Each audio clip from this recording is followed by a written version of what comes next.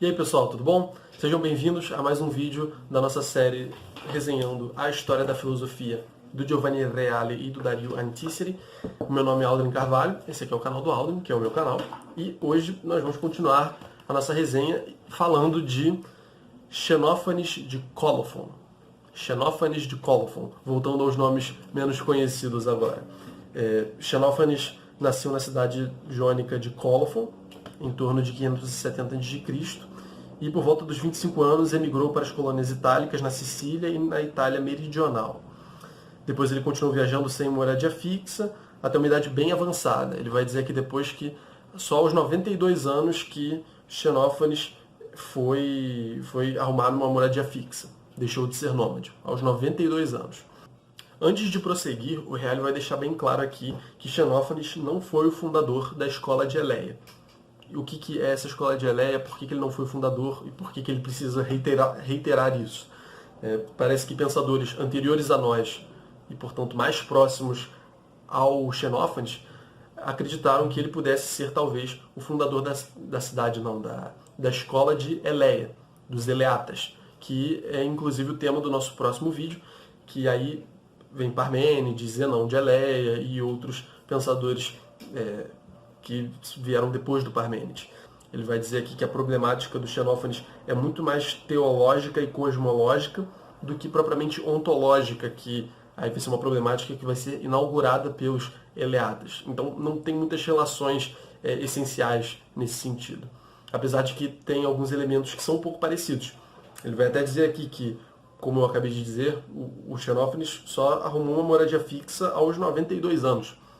Então é meio estranho que um cara desse consiga formar uma escola. Bem, partindo então para o pensamento do Xenófanes, o que ele vai dizer? Bem, o Reale vai começar dizendo que ele é conhecido por, pela primeira vez, aparentemente, ser um crítico da religião grega, da religião tradicional grega, da religião da polis. Aquela religião que tem Zeus, que tem Atenas, que tem Hades, Poseidon, etc. Pela primeira vez parece alguém vai se colocar diretamente contra essas crenças tradicionais e vai apontar diversas incoerências e diversos problemas nessa concepção. Nosso filósofo vai dizer exatamente que o grande erro dessas concepções religiosas da Grécia são o antropomorfismo, ou seja, atribuir aos deuses características humanas, que por mais que sejam diferentes, tem algo de similar, principalmente porque você pode ver que há sempre uma diferença de grau entre o Deus e o ser humano. Não uma diferença qualitativa. Não é que os deuses têm uma natureza superior, como de fato a ideia de Deus, de algo divino, deveria comportar. Não é isso que acontece na religião grega. Apenas você tem, por exemplo, Atena, a deusa, que é a deusa da inteligência. Ela tem inteligência num grau muito mais elevado do que qualquer outro. Não é propriamente algo divino, no sentido de algo que tem, de fato, uma natureza muito superior. É apenas um ser humano muito potencializado ou em alguma paixão, ou em alguma virtude, em alguma característica psicológica. Uma observação bem interessante que ele vai fazer aqui é a reflexão que ele vai levantar a respeito de que se os animais tivessem mãos e pudessem fazer imagens de deuses, eles os fariam da mesma forma, com as mesmas características dos próprios animais. Quer dizer, assim como nós humanos projetamos a imagem dos deuses de alguma forma tendo por referência a nossa imagem, né, o antropos, né, o homem, daí o antropomorfismo, os animais também provavelmente fariam algo parecido. O deus do sapo teria uma forma de sapo, seria algo parecido com o sapo, com características de sapo. Assim como fazem alguns outros povos daquela região. Ele vai citar os trácios e os etíopes. Os trácios, que têm os olhos azuis e cabelos ruivos, representam os deuses da mesma forma. Enquanto os etíopes, que são negros e têm o nariz achatado, também representam seus deuses negros e com o nariz achatado. Daí aquela desconfiança, né, que nasce provavelmente do intercâmbio cultural entre os povos que estavam por ali naquela época.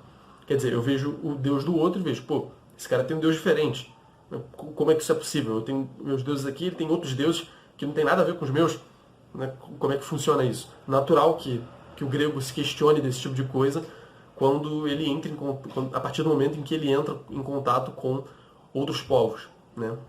O Reale vai mencionar aqui também que o Xenófanes levanta também uma outra observação, e, enfim, ele não explica muito, mas talvez a gente possa pensar um pouco sobre isso. Ele vai dizer aqui que os homens também tendem a atribuir aos deuses tudo aquilo que eles mesmos fazem. Não só o bem, mas também o mal. E isso é inteiramente absurdo. São palavras do Reale, provavelmente trazendo alguma concepção que o Xenófanes tenha colocado, mas daí a gente consegue pensar um pouco em algumas coisas.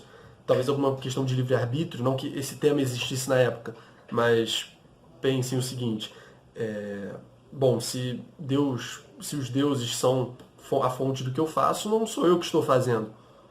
Isso leva a algumas concepções meio estranhas, né? Leva a gente a um espanto com essas conclusões. Parece ter alguma coisa errada aí.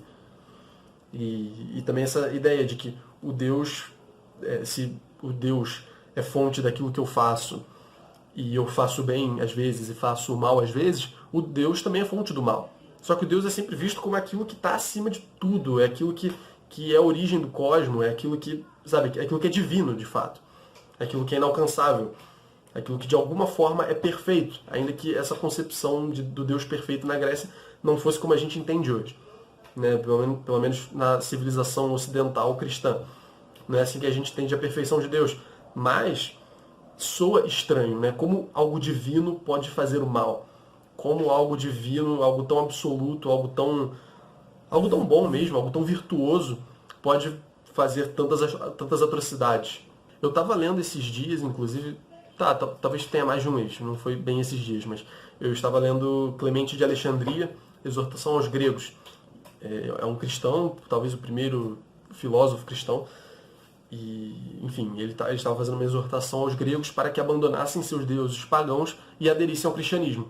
E ele menciona várias coisas interessantes em relação a, por exemplo, que Zeus fazia orgias no Olimpo, tantos deuses fazem tantas coisas erradas, e a gente cansa de ver isso nas histórias, nas próprias mitologias. Né? Ninguém tenta esconder isso. De fato, você tem deuses brigando com outros, você tem deuses matando, deuses mandando matar, deuses, sabe, sacaneando os outros deuses. E esse tipo de coisa é bem comum na mitologia grega. Então, isso já, essa constatação de que existem essas contradições, levanta uma suspeita. E é interessante a gente perceber o quão fundamental é essa crítica que o Xenófanes está fazendo. Porque eu não sei se vocês lembram, eu espero que sim, senão eu falei como comunicador ou vocês falharam como ouvinte, mas a mitologia na Grécia, os poemas que expressavam a mitologia eram tidos como textos de uma sabedoria assim enorme. Hesíodo e Heráclito, não, Hesíodo e Homero eram tidos quase como profetas. As sentenças deles, o que eles escreviam, aquilo dali era quase um texto sagrado. Então, olha como isso questiona diretamente a base do que era a Grécia naquela época. Né? Vai dizer aqui o Reale que os grandes poetas, sobre os quais os gregos tradicionalmente se haviam formado espiritualmente, agora declaram-se porta-vozes de mentiras. Para dar um exemplo aqui de um questionamento um pouco mais específico que ele faz, ele vai dizer que a deusa Íris, ela vai ser demitizada e identificada racionalmente como uma nuvem, purpúrea, violácea, verde de se ver. Então, o próprio Xenófanes ele vai fazer essas observações.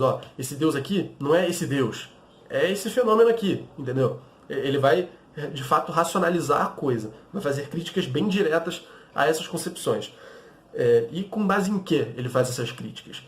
Ele parte de uma concepção física jônica, de uma concepção da physis, do cosmo, jônica.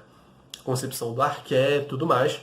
A gente já vai falar de como ele identifica o arqué.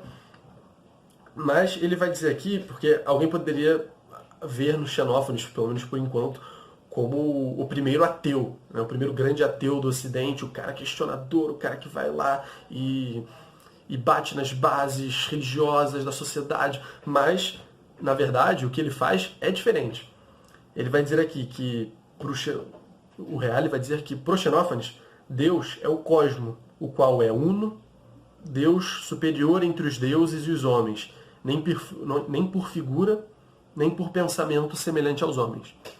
Então, não é que Deus não existe, não é que não é possível ter um Deus ou alguma coisa do tipo. Aquela concepção de deuses estava errada. O politeísmo grego estava errado, ou o politeísmo no geral.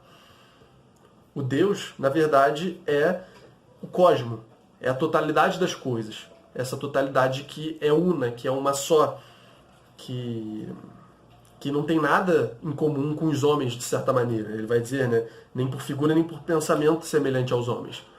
Ou seja, ele não é o Deus da guerra, ele não é o Deus da inteligência, ele não é o Deus da força, ele não é Deus de nada relacionado ao homem. Ele é Deus.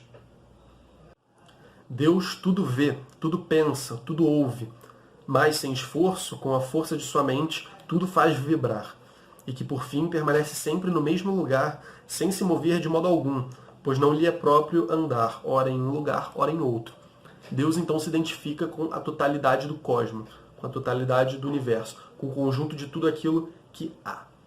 E isso nos leva para a questão do arqué, finalzinho agora do vídeo. Para o Xenófanes, o arqué é a terra e a água. São dois arqués, não sei. O plural em grego eu também não sei como é, mas são dois princípios. A terra e a água. E ele deixa bem claro que esses princípios de terra e água não são os princípios do cosmos todo. São os princípios da Terra, do planeta em que vivemos. Tudo nasce da Terra e na Terra termina. Todas as coisas que nascem e crescem são terra e água. É uma observação bem, assim, um tanto trivial, não diria trivial, mas fácil da gente entender as raízes, né? Tem aquela ideia que a gente já viu no Tales, de que tudo que tem vida, tudo aquilo que move-se por si próprio, de alguma forma faz referência à água, precisa da água para poder desenvolver as suas atividades. Parece que o Xenófanes mantém essa concepção. Essas afirmações não se referem ao cosmos inteiro, que não nasce, não morre e não entra em devir, e sim a esfera da nossa Terra, como eu acabei de dizer, e isso condiz com a visão que ele tem do Deus. Deus é a totalidade do cosmos. O arqué é o princípio só da Terra, ali, entendeu? Deus é a totalidade do cosmos toda, inclusive essa parte da Terra. Mas Deus é tudo. Deus é o cosmos como um todo. Vamos deixar isso bem claro. O cosmos todo não tem como fundamento a terra e a água. Apenas aqui onde nós vivemos, que é o mundo das coisas que estão sujeitas ao devir, tem fundamento na terra e na água.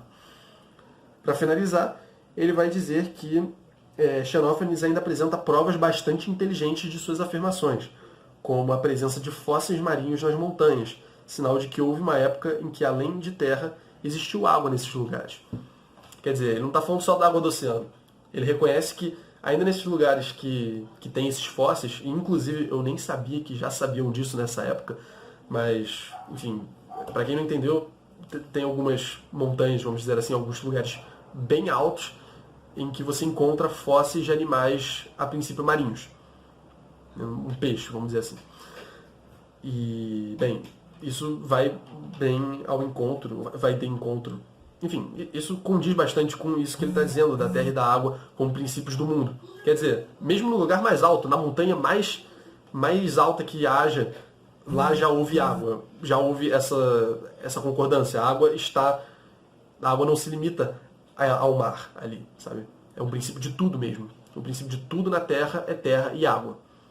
Bem, esse foi o vídeo e para acabar aqui também eu gostaria de agradecer muito pelo feedback do último vídeo, eu gostei bastante. Muita gente veio falar comigo que gostou muito do vídeo, eu fiquei muito feliz com isso, sinceramente. Foi um vídeo que deu um pouco mais de trabalho para fazer, eu me enrolei com a câmera em alguns momentos, enfim, várias coisas aconteceram. Mas eu agradeço profundamente, sério, gostei muito do resultado, teve bastante visualização e a galera parece ter curtido bastante. Bem, se alguém tiver mais algo de Xenófanes aí que acha interessante de trazer, que não está aqui no livro, porque basicamente o que está no livro eu falei. Então, se alguém tiver alguma coisa interessante do Xenófanes quiser trazer pra gente, pode colocar aí nos comentários. Convido a trocarem ideia aí sobre o filósofo que a gente viu hoje. E no próximo vídeo, nós vamos falar sobre os eleatas e a descoberta do ser. Ok? Deixem o like, compartilhem aí com os amigos, inscrevam-se no canal quem não está inscrito. E é isso. Obrigado.